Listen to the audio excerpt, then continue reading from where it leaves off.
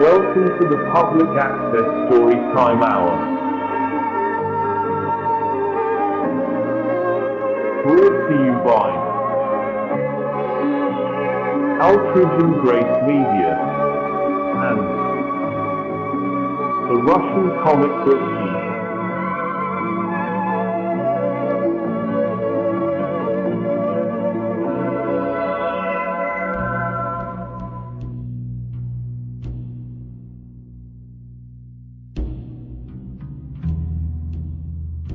The Tower of the Elephant by Robert E. Howard.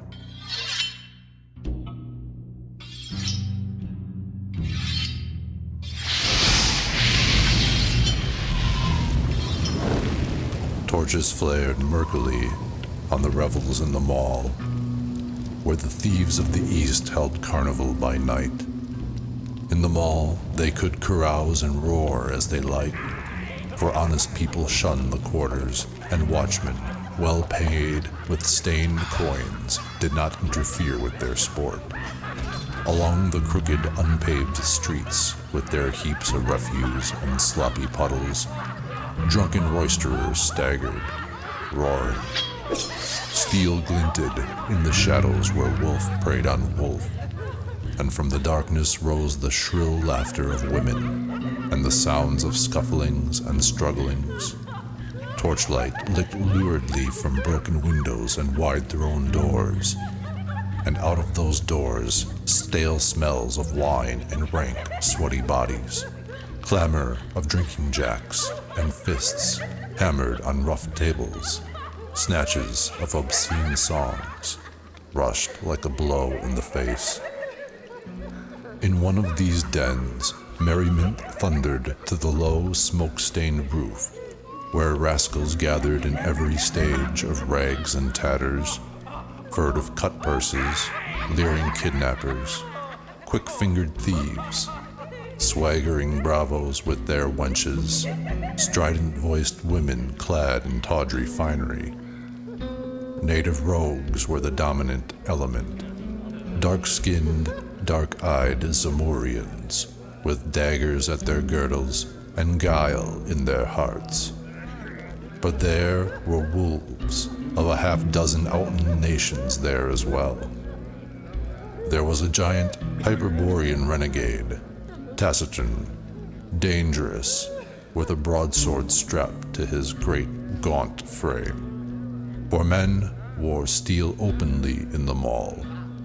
There was a Shemitish counterfeiter, with his hooked nose and curled blue-black beard. There was a bold-eyed Brythunian wench, sitting on the knee of a tawny-haired gunderman, a wandering mercenary soldier, a deserter from some defeated army, and the fat, gross rogue, whose bawdy jests were causing all the shouts of mirth, was a professional kidnapper come up from distant Koth to teach women stealing to the Cimmerians, who were born with more knowledge of the art than he could ever attain. This man halted in his description of an intended victim's charms and thrust his muzzle into a huge tankard of frothing ale. Then, blowing the foam from his fat lips, he said, "By Bel, god of all thieves, I'll show them how to steal wenches. I'll have her over the Cimmerian border before dawn, and there'll be a caravan waiting to receive her. 300 pieces of silver, a Count of Ophir promised me for a sleek young Brythunian of the better class. It took me weeks, wandering among the border cities as a beggar, to find one I knew would suit. And is she a pretty baggage?" He blew a slobbery kiss in the air. "I know lords in Shem who would trade the secret of the Elephant Tower for her," he said, returning to his ale. A touch on his tunic sleeve made him turn his head, scowling at the interruption. He saw a tall, strongly made youth standing beside him. This person was as much out of place in that den as a gray wolf among mangy rats of the gutters. His cheap tunic, could not conceal the hard, rangy lines of his powerful frame, the broad, heavy shoulders, the massive chest, lean waist, and heavy arms. His skin was brown from outland suns, his eyes blue and smoldering. A shock of tousled black hair crowned his broad forehead. From his girdle hung a sword in a worn leather scabbard. The Kothian involuntarily drew back, for the man was not one of any civilized race he knew. "You spoke of the Elephant Tower," said the stranger, speaking Cimmerian with an alien accent. "I've heard much of this tower. What is its secret?" The fellow's attitude did not seem threatening, and the Kothian's courage was bolstered up by the ale and the evident approval of his audience. He swelled with self-importance. "The secret of the Elephant Tower?" he exclaimed. "Why, any fool knows that Yara the priest dwells there with the great jewel men call the elephant's heart. That is the secret of his magic." The barbarian digested this for a space. "I have seen this tower," he said. "It is set in a great garden above the level of the city, surrounded by high walls. I have seen no guards. The walls would be easy to climb. Why has not somebody stolen this secret gem?" The Kothian stared wide-mouthed at the other's simplicity, then burst into a roar of derisive mirth, in which the others joined. "Hearken to this heathen," he bellowed. "He would steal the jewel of Yara. Hearken, fellow," he said, turning portentously to the other. "I suppose you are some sort of northern barbarian." "I am a Cimmerian," the outlander answered in no friendly tone. The reply and the manner of it meant little to the Kothian. Of a kingdom that lay far to the south, on the borders of Shem, he knew only vaguely of the northern races. "Then give ear and learn wisdom, fellow," said he, pointing his drinking jack at the discomfited youth. "Know that in Zamora, and especially in this city, there are more bold thieves than anywhere else in the world, even Koth. If mortal man could have stolen the gem, be sure it would have been filched long ago. You speak of climbing the walls, but once having climbed, you would quickly wish yourself back again. There are no guards in the gardens at night, for a very good reason. That is, no human guards. But in the watch chamber, in the lower part of the tower, are armed men. And even if you pass those who roam the gardens by night, you must still pass through the soldiers, for the gem is kept somewhere in the tower above." "But if a man could pass through the gardens," argued the Cimmerian, "why could he not come at the gem through the upper part of the tower and thus avoid the soldiers?" Again, the Kothian gaped at him. "Listen to him," he shouted jeeringly. "The barbarian is an eagle who would fly to the jeweled rim of the tower, which is only 150 feet above the earth, with rounded sides slicker than polished glass." The Cimmerian glared about, embarrassed at the roar of mocking laughter that greeted this remark. He saw no particular humor in it, and was too new to civilization to understand its discourtesies. Civilized men are more discourteous than savages, because they know they can be impolite without having their skulls split, as a general thing. He was bewildered and chagrined, and doubtless would have slunk away abashed, but the Kothian chose to goad him further.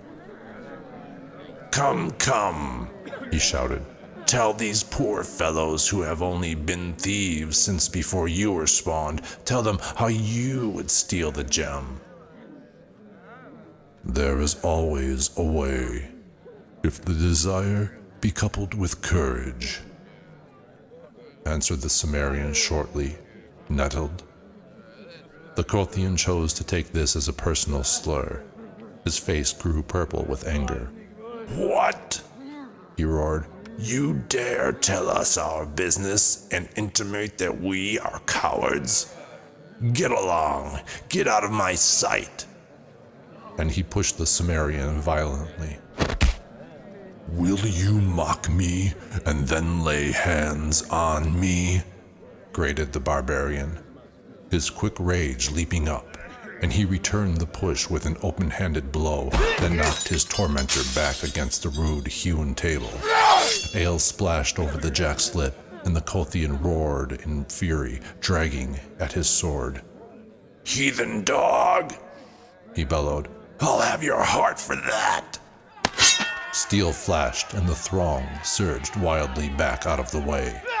In their flight, they knocked over the single candle, and the den was plunged into darkness, broken by the crash of upset benches, drum of flying feet, shouts, oaths of people tumbling over one another, and a single strident yell of agony that cut the din like a knife. When a candle was relighted, most of the guests had gone out by doors and broken windows, and the rest huddled behind stacks of wine kegs and under tables. The barbarian was gone. The center of the room was deserted, except for the gashed body of the Kothian. The Cimmerian, with the unerring instinct of the barbarian, had killed his man in the darkness and confusion. The lurid lights and drunken revelry fell away behind the Cimmerian. He had discarded his torn tunic and walked through the night naked except for a loincloth and his high-strapped sandals. He moved with the supple ease of a great tiger, his steely muscles rippling under his brown skin. He had entered the part of the city reserved for the temples. On all sides of him they glittered white in the starlight. Snowy marble pillars and golden domes and silver arches, shrines of Zamora's myriad strange gods. He did not trouble his head about them.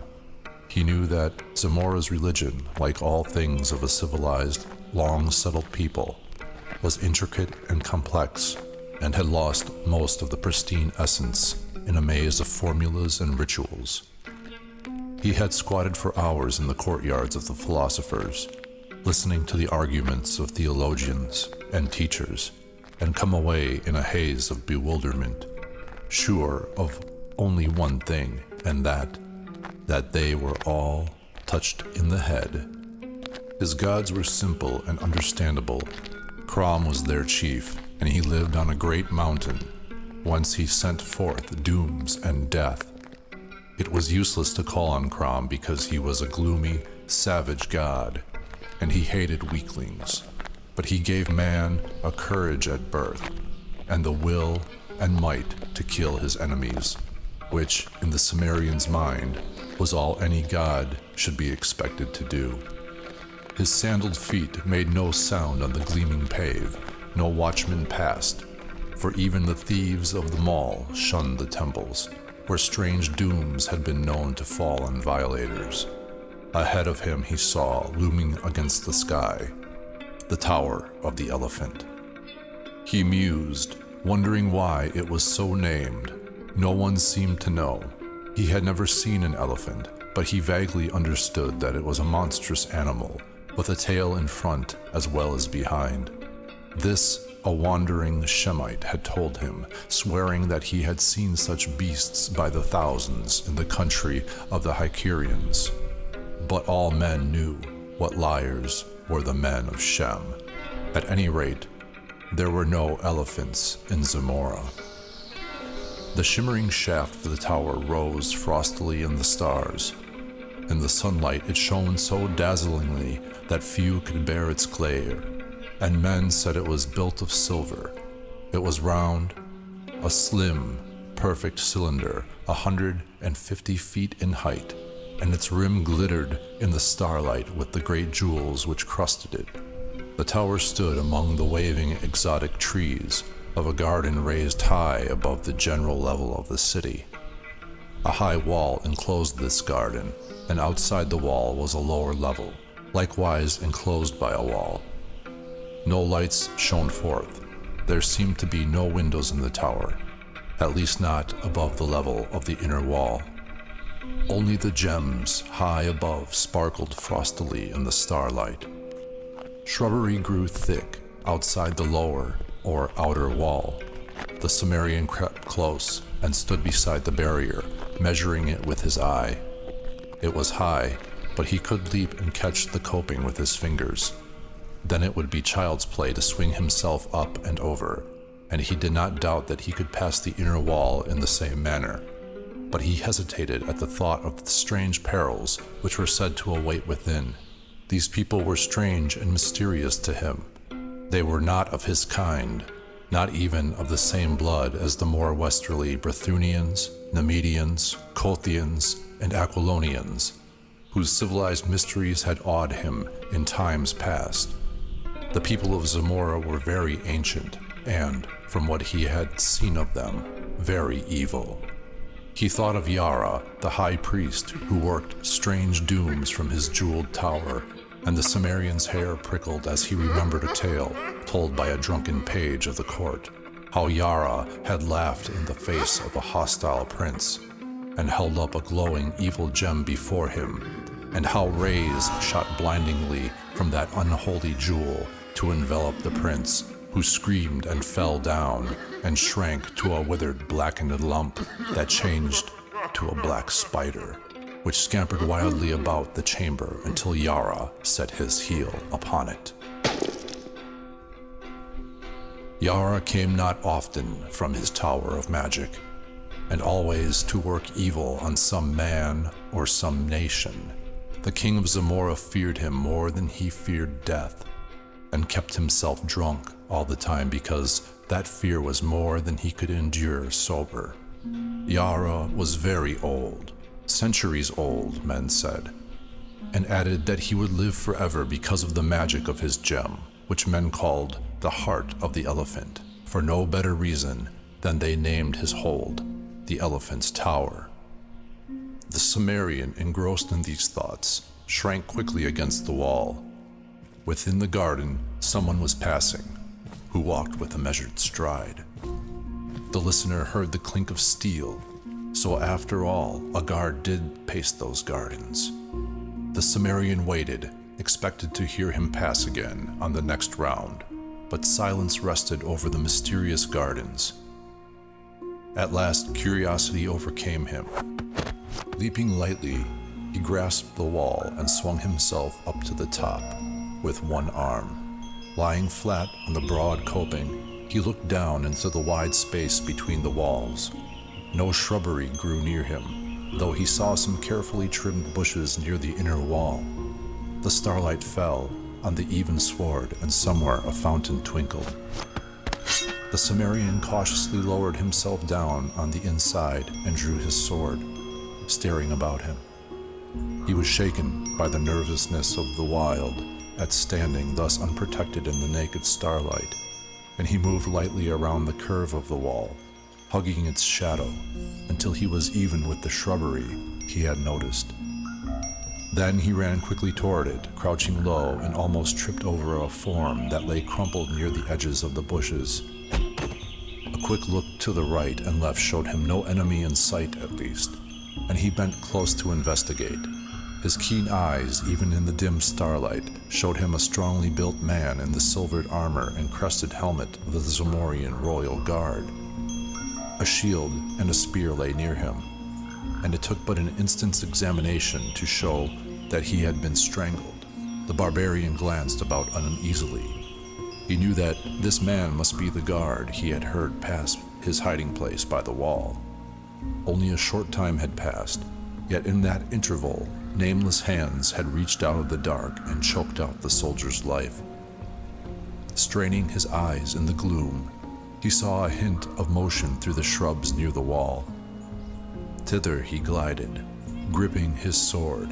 He made no more noise than a panther stealing through the night, yet the man he was stalking heard.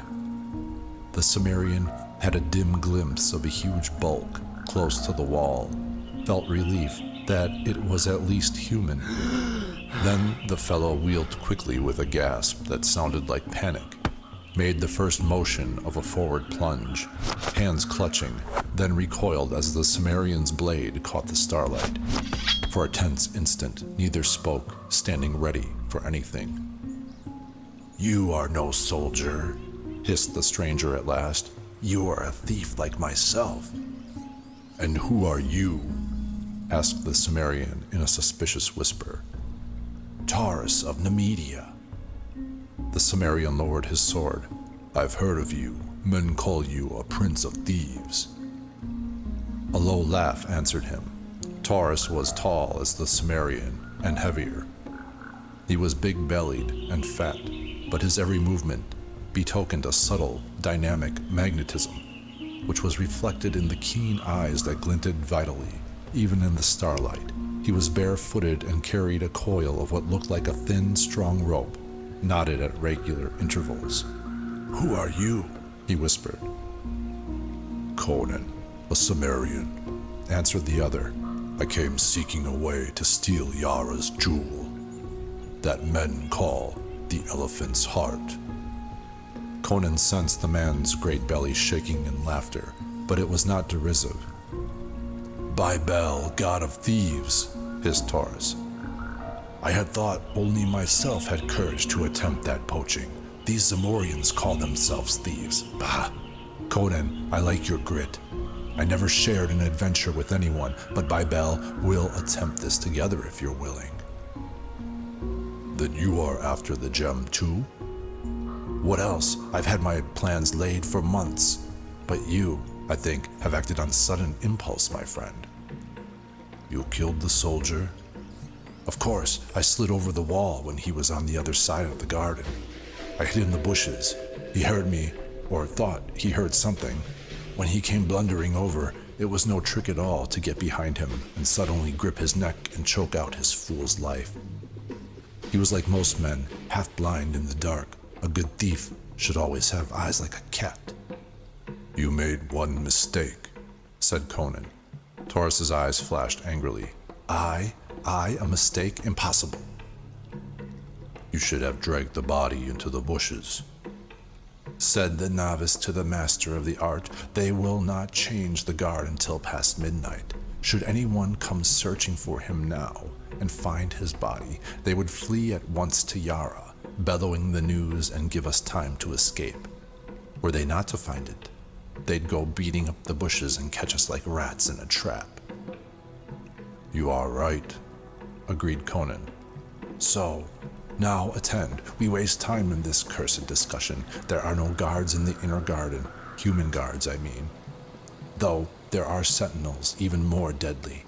It was their presence which baffled me for so long, but I finally discovered a way to circumvent them." "And what of the soldiers in the lower part of the tower?"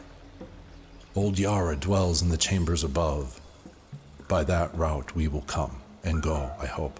Never mind asking me how. I have arranged a way. We'll steal down through the top of the tower and strangle old Yara before he can cast any of his accursed spells on us. At least we'll try. It's the chance of being turned into a spider or a toad against the wealth and power of the world.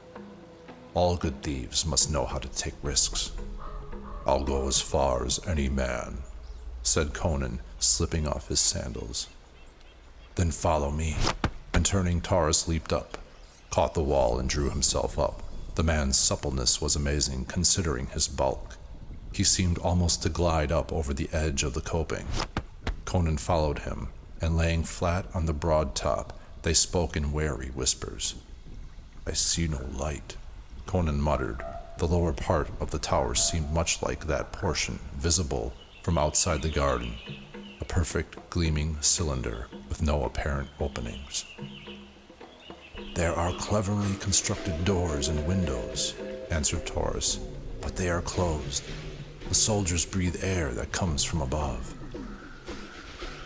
The garden was a vague pool of shadows, where feathery bushes and low spreading trees waved darkly in the starlight. Conan's wary soul felt the aura of waiting menace that brooded over it. He felt the burning glare of unseen eyes, and he caught a subtle scent that made the short hairs on his neck instinctively bristle, as a hunting dog bristles at the scent of an ancient enemy. "Follow me," whispered Taurus. "Keep behind me, as you value your life." Taking what looked like a copper tube from his girdle, the Nemedian dropped lightly to the sward inside the wall. Conan was close behind him, sword ready, but Taurus pushed him back, close to the wall, and showed no inclination to advance himself. His whole attitude was of tense expectancy. His gaze, like Conan's, was fixed on the shadowy mass of shrubbery a few yards away.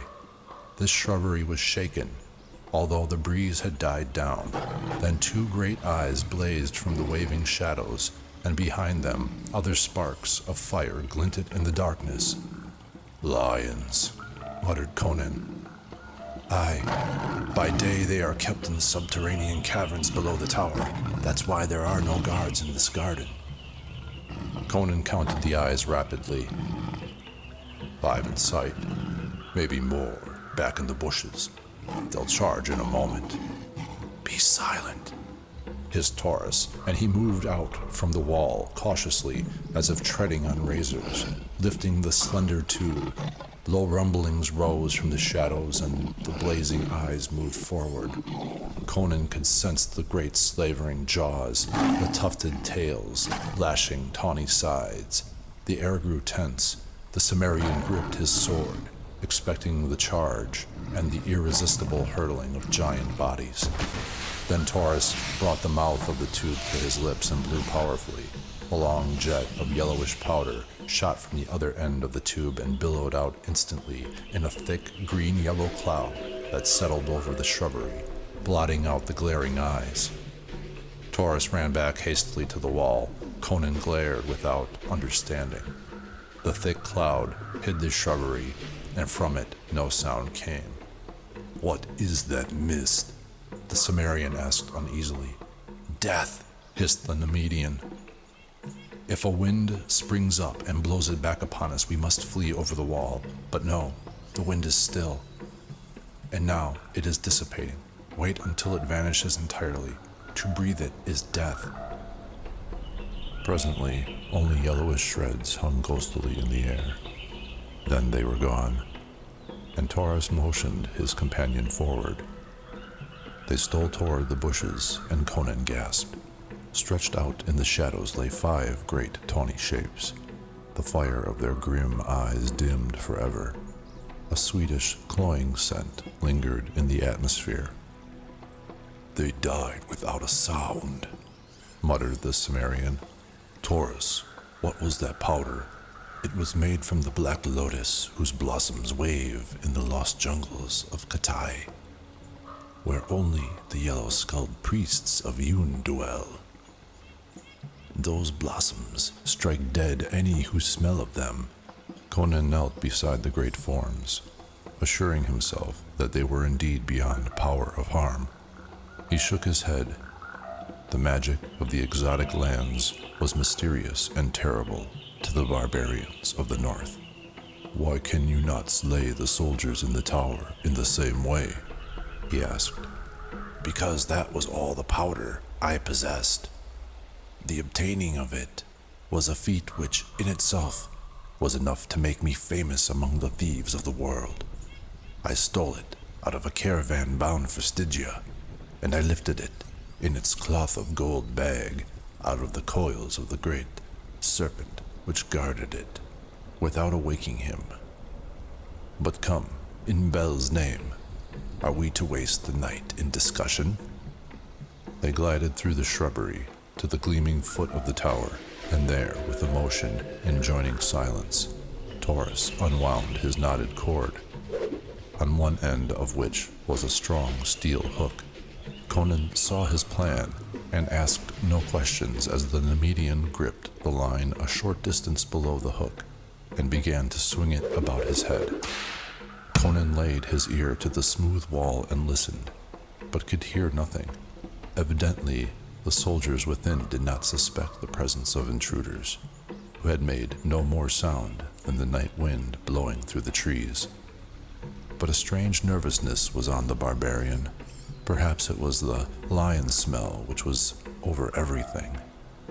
Taurus threw the line with a smooth ripping motion of his mighty arm. The hook curved upward and inward in a peculiar manner, hard to describe, and vanished over the jeweled rim. It apparently caught firmly, for cautious jerking and then hard pulling did not result in any slipping or giving.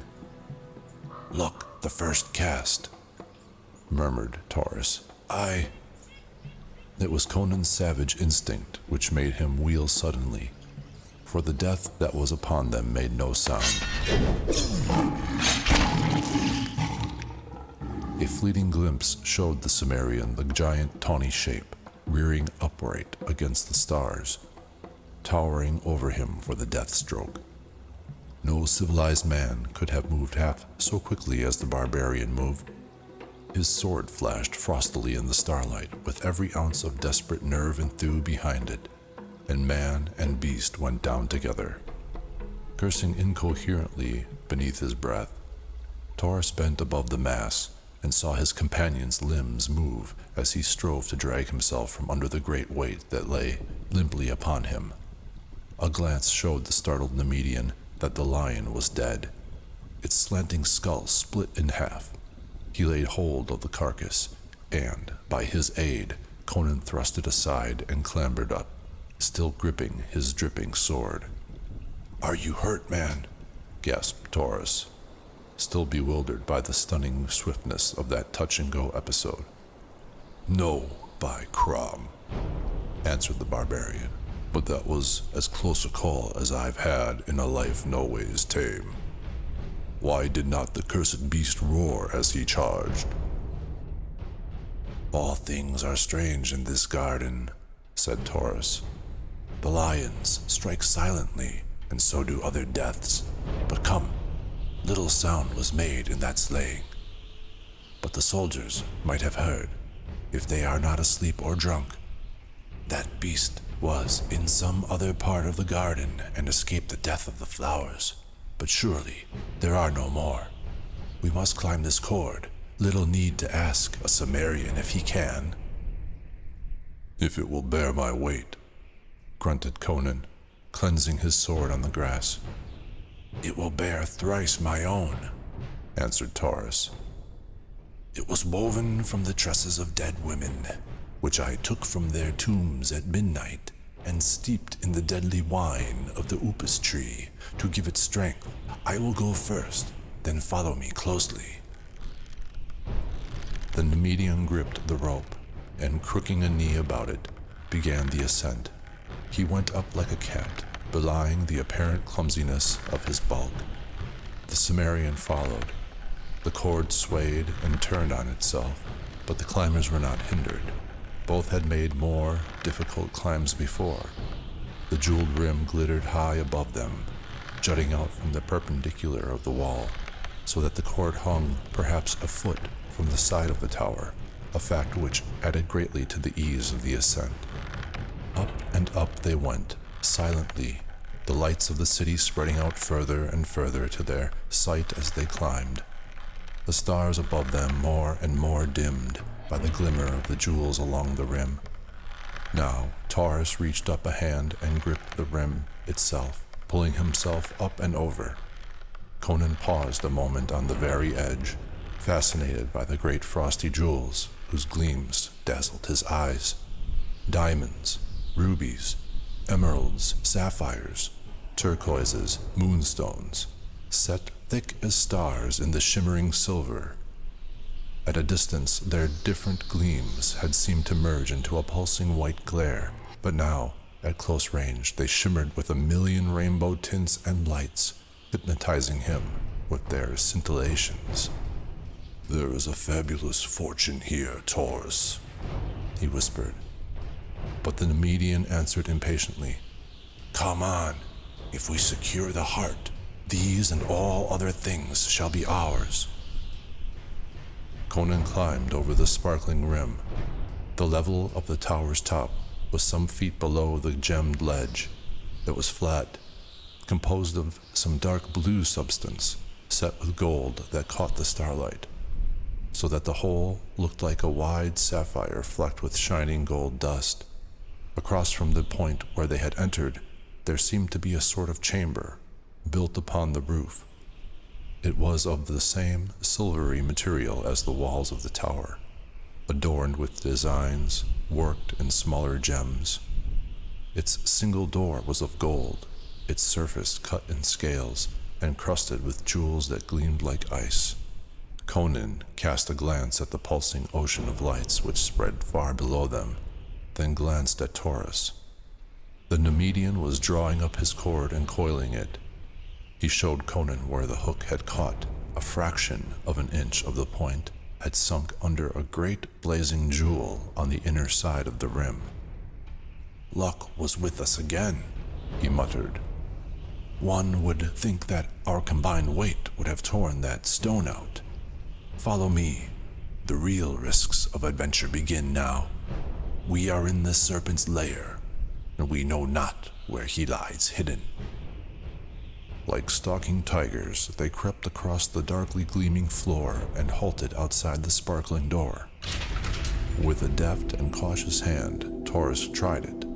It gave without resistance, and the companions looked in, tensed for anything.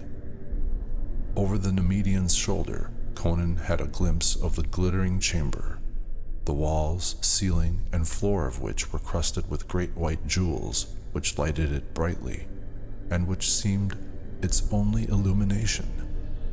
It seemed empty of life.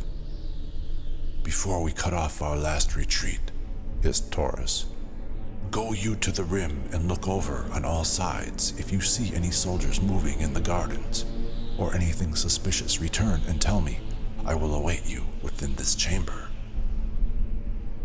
Conan saw scant reason in this, and a faint suspicion of his companion touched his wary soul, but he did as Taurus requested. As he turned away, the Nemedian slipped inside the door and drew it shut behind him. Conan crept about the rim of the tower, returning to his starting point, without having seen any suspicious movement in the vaguely waving sea of leaves below. He turned toward the door suddenly. From within the chamber, there sounded a strangled cry. The Cimmerian leaped forward, electrified. The gleaming door swung open and Taurus stood framed in the cold blaze behind him. He swayed and his lips parted, but only a dry rattle burst from his throat. Catching at the golden door for the support, he lurched out upon the roof, then fell headlong, clutching at his throat. The door swung to behind him. Conan, crouching like a panther at bay, saw nothing in the room behind the stricken Nemedian. In the brief instant, the door was partly open, unless it was not a trick of the light which made it seem as if a shadow darted across the gleaming floor. Nothing followed Taurus out of the roof, and Conan bent above the man. The Nemedian stared up with dilated, glazing eyes that somehow held a terrible bewilderment. His hands clawed at his throat, his lips slobbered and gurgled. Then suddenly he stiffened, and the astounded Cimmerian knew that he was dead. And he felt that Taurus had died without knowing what manner of death had stricken him. Conan glared bewilderedly at the cryptic golden door. In that room, with its glittering jeweled walls, death had come to the Prince of Thieves as swiftly and mysteriously as he had dealt doom to the lions in the gardens below. Gingerly, the barbarian ran his hands over the man's half-naked body, seeking a wound, but the only marks of violence were between his shoulders, high up near the base of his bull neck, 3 small wounds, which looked as if 3 nails had been driven deep in the flesh and withdrawn. The edges of these wounds were black, and a faint smell as of putrefaction was evident. Poisoned darts? Conan thought. But in that case, the missiles should still be in the wounds. Cautiously, he stole toward the golden door, pushed it open, and looked inside. The chamber lay empty, bathed in the cold, pulsing glow of the myriad jewels. In the very center of the ceiling, he idly noted a curious design, a black 8-sided pattern, in the center of which 4 gems glittered with a red flame, unlike the white blaze of the other jewels. Across the room there was another door, like the one in which he stood, except that it was not carved in the scale pattern. Was it from that door that death had come? And having struck down its victim, had it retreated the same way? Closing the door behind him, the Cimmerian advanced into the chamber. His bare feet made no sound on the crystal floor. There were no chairs or tables in the chamber, only 3 or 4 silken couches, embroidered with gold and worked in strange serpentine designs, and several silver-bound mahogany chests. Some were sealed with heavy golden locks. Others lay open, their carven lids thrown back, revealing heaps of jewels and a careless riot of splendor to the Cimmerian's astounded eyes. Conan swore beneath his breath. Already he had looked upon more wealth that night than he had ever dreamed existed in all the world, and he grew dizzy thinking of what must be the value of the jewel he sought. He was in the center of the room now, going stooped forward, head thrust out warily, sword advanced, when again death struck at him soundlessly. A flying shadow that swept across the gleaming floor was his only warning, and his instinctive sidelong leap, all that saved his life. He had a flashing glimpse of a hairy, black horror that swung past him with a clashing of frothing fangs, and something splashed on his bare shoulder that burned like drops of liquid hellfire. Springing back, sword high, he saw the horror strike the floor, wheel and scuttle toward him with appalling speed. A gigantic black spider, such as men see only in nightmare dreams. It was as large as a pig, and its 8 thick, hairy legs drove its ogreish body over the floor at headlong pace. Its 4 evilly gleaming eyes shone with a horrible intelligence, and its fangs dripped venom that Conan knew. From the burning of his shoulder where only a few drops had splashed, as the thing struck and missed, was laden with swift death. This was the killer that had dropped from its perch in the middle of the ceiling on a strand of its web, on the neck of the Nemedian. Fools that they were not to have suspected that the upper chambers would be guarded as well as the lower. These thoughts flashed briefly through Conan's mind as the monster rushed. He leaped high, and it passed beneath him, wheeled, and charged back. This time, he evaded its rush with a sidewise leap, and struck back like a cat. His sword severed one of the hairy legs, and again he barely saved himself as the monstrosity swerved at him, fangs clicking fiendishly. But the creature did not press the pursuit. Turning, it scuttled across the crystal floor and ran up the wall to the ceiling, where it crouched for an instant, glaring down at him with its fiendish red eyes. Then, without warning, it launched itself through space, trailing a strand of slimy, grayish stuff.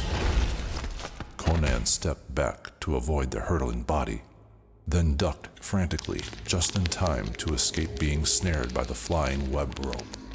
He saw the monster's intent and sprang toward the door, but it was quicker, and a sticky strand cast across the door made him a prisoner. He dared not try to cut it with his sword. He knew the stuff would cling to the blade, and before he could shake it loose, the fiend would be sinking its fangs into his back.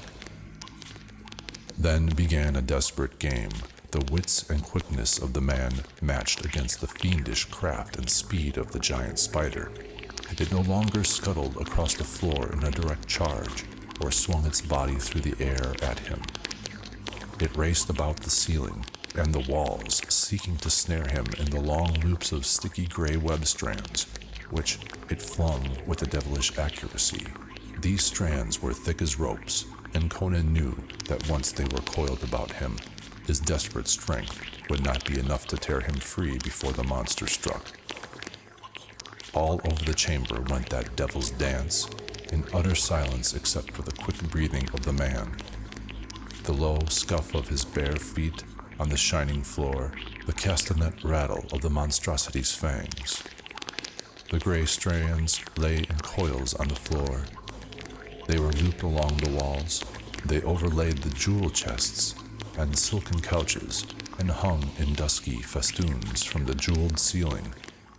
Conan's steel-trapped quickness of eye and muscle had kept him untouched, though the sticky loops had passed him so close they rasped his naked hide.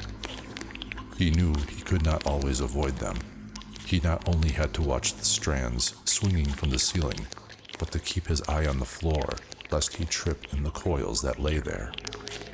Sooner or later, a gummy loop would writhe about him, python-like, and then, wrapped like a cocoon, he would lie at the monster's mercy. The spider raced across the chamber floor, the gray rope waving out behind it. Conan leaped high, clearing a couch. With a quick wheel, the fiend ran up the wall, and the strand, leaping off the floor like a live thing, whipped about the Cimmerian's ankle. He caught himself on his hands as he fell, jerking frantically at the web which held him like a pliant vice, or the coil of a python. The hairy devil was racing down the wall to complete its capture. Stung to frenzy, Conan caught up a jewel chest and hurled it with all his strength. It was a move the monster was not expecting. Full in the midst of the branching black legs, the massive missile struck, smashing against the wall with a muffled, sickening crunch. Blood and greenish slime spattered, and the shattered mass fell with the burst gem chest to the floor. The crushed black body lay among the flaming riot of jewels that spilled over it. The hairy legs moved aimlessly. The dying eyes glittered redly among the twinkling gems. Conan glared about, but no other horror appeared, and he set himself to working free of the web. The substance clung tenaciously to his ankle and his hands, but at last he was free, and taking up his sword, he picked his way among the gray coils and loops to the inner door. What horrors lay within he did not know. The Cimmerian's blood was up, and since he had come so far and overcome so much peril, he was determined to go through the grim finish of the adventure, whatever that might be. And he felt that the jewel he sought was not among the many so carelessly strewn about the gleaming chamber. Stripping off the loops that fouled the inner door, he found that it, like the other, was not locked. He wondered if the soldiers below were still unaware of his presence. Well, he was high above their heads, and if tales were to be believed, they were used to strange noises in the tower above them, sinister sounds and screams of agony and horror. Yara was on his mind, and he was not altogether comfortable as he opened the golden door, but he saw only a flight of silver steps leading down, dimly lighted by what means he could not ascertain. Down these he went silently, gripping his sword. He heard no sound and came presently to an ivory door set with bloodstones. He listened, but no sound came from within.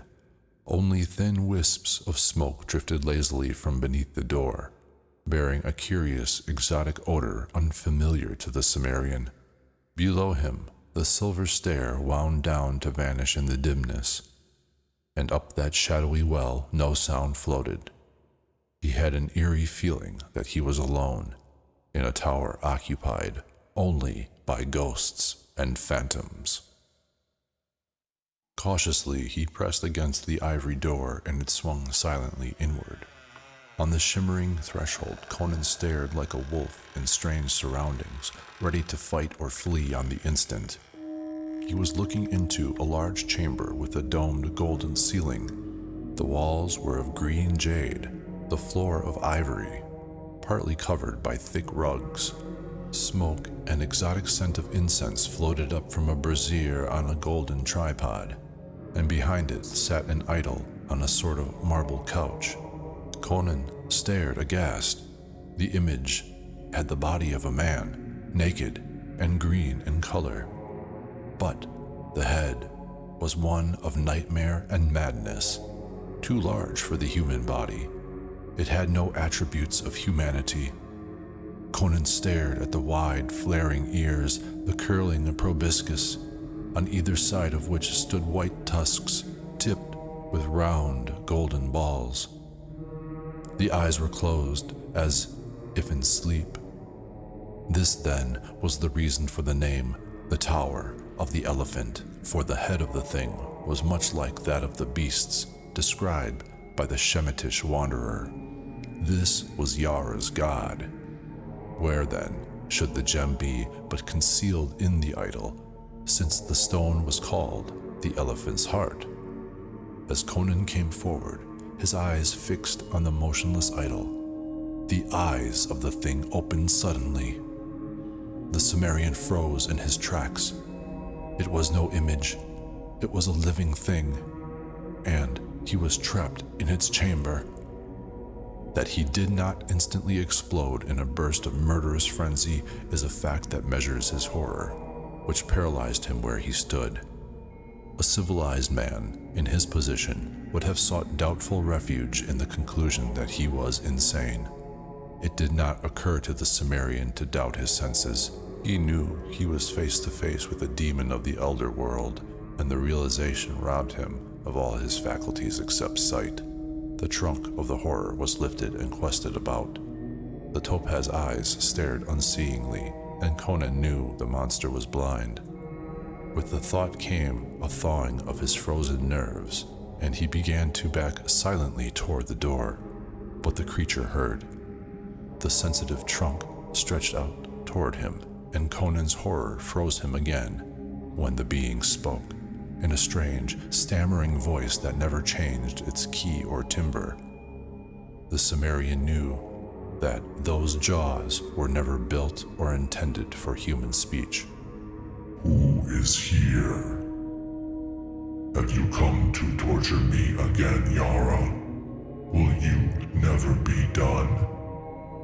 Oh, Yarkosha, is there no end to agony?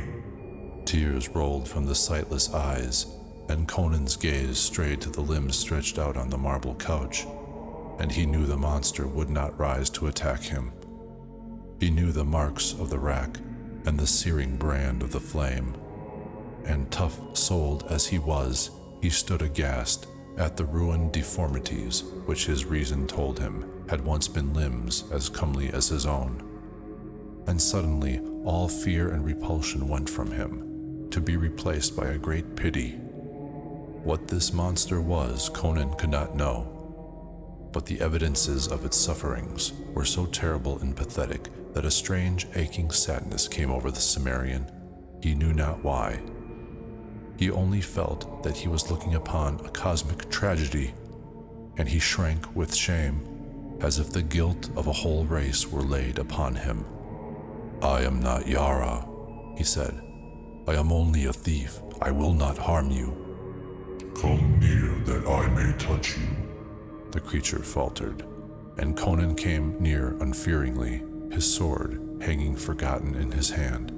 The sensitive trunk came out and groped over his face and shoulders as a blind man gropes, and its touch was light as a girl's hand. You are not of Yara's race of devils, sighed the creature. The clean, lean fierceness of the wasteland marks you. I know your people from of old, whom I knew by another name in the long, long ago, when another world lifted its jeweled spires to the stars. There is blood on your fingers. A spider in the chamber above and a lion in the garden, muttered Conan. You have slain a man too this night, answered the other. And there is death in the tower above. I feel, I know. muttered Conan. "The prince of all thieves lies there dead from the bite of a vermin." So, and so. The strange inhuman voice rose in a sort of low chant. A slaying in the tavern and a slaying on the roof. I know, I feel.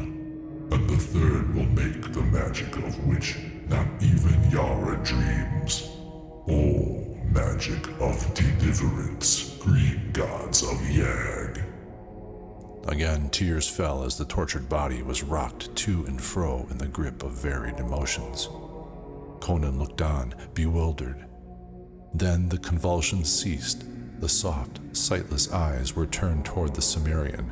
The trunk beckoned. Oh man, listen, said the strange being. I am foul and monstrous to you, am I not? Nay, do not answer, I know. But you would seem as strange to me, could I see you. There are many worlds besides this earth, and life takes many shapes. I am neither god nor demon, but flesh and blood like yourself, though the substance differ in part, and the form be cast in different mold. I am very old, O man of the waste countries. Long and long ago I came to this planet, with others of my world, from the green planet Yag, which circles forever in the outer fringe of this universe. We swept through space on mighty wings that drove us through the cosmos quicker than light, because we had warred with the kings of Yag and were defeated and outcast. But we could never return, for on Earth our wings withered from our shoulders. Here we abode apart from earthly life. We fought the strange and terrible forms of life which then walked the earth, so that we became feared, and were not molested in the dim jungles of the east where we had our abode. We saw men grow from the ape and build the shining cities of Volusia, Camellia, Comoria, and their sisters. We saw them reel before the thirsts of the heathen Atlanteans and Picts and Lemurians. We saw the oceans rise and engulf Atlantis and Lemuria, and the isles of the Picts, and the shining cities of civilization. We saw the survivors of Pictdom and Atlantis build their Stone Age empires and go down to ruin, locked in bloody wars. We saw the Picts sink into the abysmal savagery, the Atlanteans into apedom again. We saw new savages drift southward in conquering waves from the Arctic Circle to build a new civilization, with new kingdoms called Nemedia and Kolth and Aquilonia and their sisters. We saw your people rise under a new name from the jungles of the apes that had been Atlanteans. We saw the descendants of the Lemurians who had survived the cataclysm rise again through savagery and ride westward as Hyrcanians. And we saw this race of devils, survivors of the ancient civilization that was before Atlantis sank, come once more into culture and power this accursed kingdom of Zamora. All this we saw, neither aiding nor hindering the immutable cosmic law, and one by one we died. For we of Yag are not immortal, though our lives are as the lives of planets and constellations. At last, I alone was left, dreaming of old times among the ruined temples of jungle-lost Kitai, worshipped as a god by an ancient, yellow-skinned race. Then came Yara, versed in dark knowledge handed down through the days of barbarism, since before Atlantis sank. First he sat at my feet and learned wisdom, but he was not satisfied with what I taught him, for it was white magic and he wished evil lore. to enslave kings and glut of fiendish ambition. I would teach him none of the black secrets I had gained, through no wish of mine, through the eons. But his wisdom was deeper than I had guessed. The guile, gotten among the dusky tombs of dark Stygia, he trapped me into divulging a secret I had not intended to bear, and turning my own power upon me, he enslaved me. Ah, gods of Yag, my cup has been bitter since that hour. He brought me up from the lost jungles of Kitai, where the gray apes danced to the pipes of the yellow priests, and offerings of fruit and wine heaped my broken altars. No more was I a god to kindly jungle folk. I was slave to a devil in human form. Again, tears stole from the unseeing eyes. He pent me in this tower, which at his command I built for him in a single night. By fire and rack he mastered me, and by strange, unearthly tortures you would not understand. In agony, I would long ago have taken my own life if I could, but he kept me alive, mangled, blinded, and broken to do his foul bidding.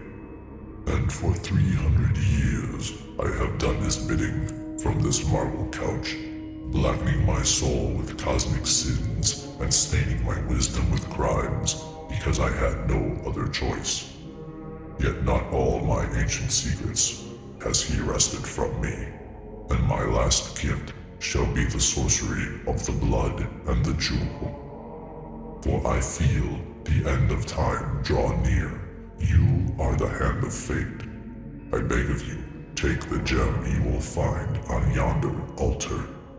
Conan turned to the gold and ivory altar indicated and took up a great round jewel, clear as crimson crystal, and he knew that this was the heart of the elephant. Now for the great magic, the mighty magic, such as earth has not seen before and shall not see again, through a million of millenniums. By my lifeblood I conjure it, by blood born on the green breast of Yag, dreaming, far poised in the great blue vastness of space. Take your sword, man, and cut out my heart. Then squeeze it so that the blood will flow over the red stone. Then go you down these stairs and enter the ebony chamber where Yara sits wrapped in lotus dreams of evil. Speak his name and he will awaken. Then lay this gem before him and say, Yag Kosha gives you a last gift and a last enchantment. Then get you from the tower quickly. Fear not, your way shall be made clear. The life of man is not the life of Yag, nor is human death the death of Yag. Let me be free of this cage of broken, blind flesh, and I will once more be Yoga of Yag. Morning crowned and shining, with wings to fly, and feet to dance, and eyes to see, and hands to break. Uncertainly Conan approached, and Yag Kosha, or Yoga, as if sensing his uncertainty, indicated where he should strike. Conan set his teeth and drove the sword deep. Blood streamed over the blade, and his hand and the monster started convulsively, then lay back quite still. Sure that life had fled, at least life as he understood it, Conan set to work on his grisly task and quickly brought forth something that he felt must be the strange being's heart.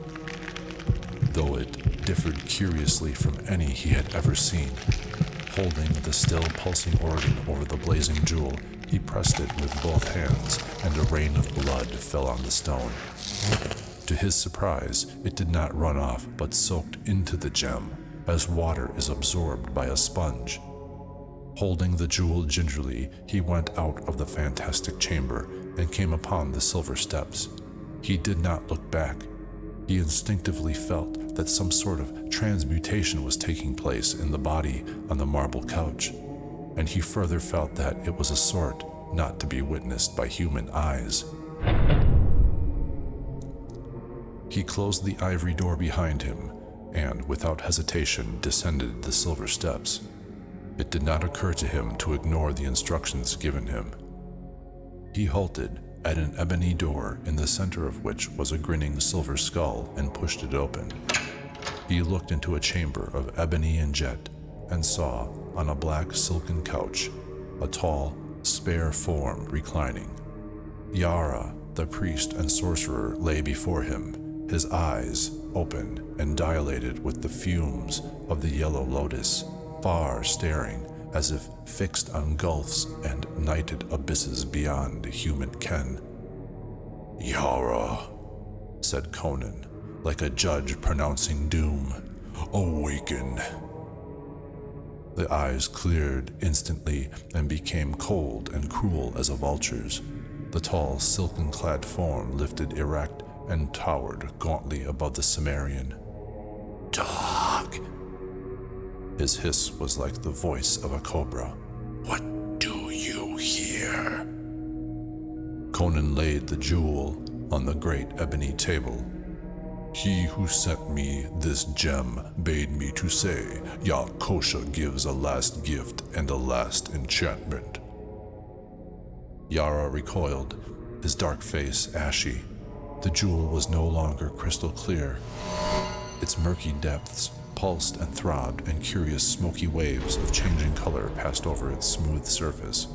As if drawn hypnotically, Yara bent over the table and gripped the gem in his hands, staring into its shadowed depths, as if it were a magnet to draw the shuddering soul from his body. And as Conan looked, he thought that his eyes must be playing him tricks. For when Yara had risen up from his couch, the priest had seemed gigantically tall, yet now he saw that Yara's head would scarcely come to his shoulder. He blinked, puzzled, and for the first time that night doubted his own senses. Then, with a shock, he realized that the priest was shrinking in stature, was growing smaller before his very gaze. With a detached feeling, he watched, as a man might watch a play, immersed in a feeling of overpowering unreality. The Cimmerian was no longer sure of his own identity. He only knew that he was looking upon the external evidences of the unseen play of vast outer forces beyond his understanding. Now Yara was no bigger than a child. Now, like an infant, he sprawled on the table, still grasping the jewel.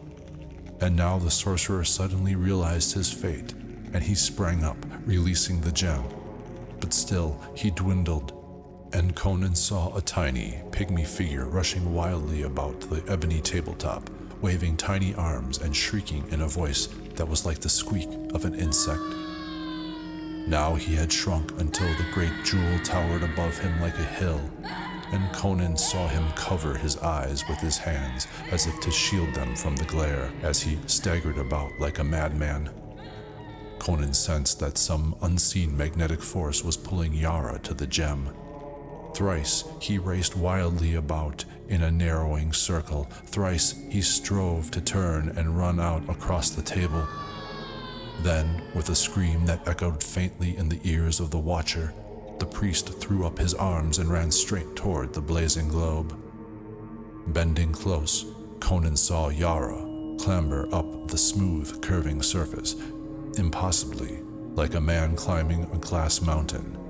Now the priest stood on the top, still with tossing arms, invoking what grisly names only the gods know. And suddenly he sank into the very heart of the jewel, as a man sinks into a sea, and Conan saw the smoky waves close over his head. Now he saw him in the crimson heart of the jewel, once more, crystal clear, as a man sees a scene far away, tiny with great distance. And into the heart came a green, shining winged figure with the body of a man and the head of an elephant, no longer blind or crippled. Yara threw up his arms and fled as a madman flees, and on his heels came the Avenger.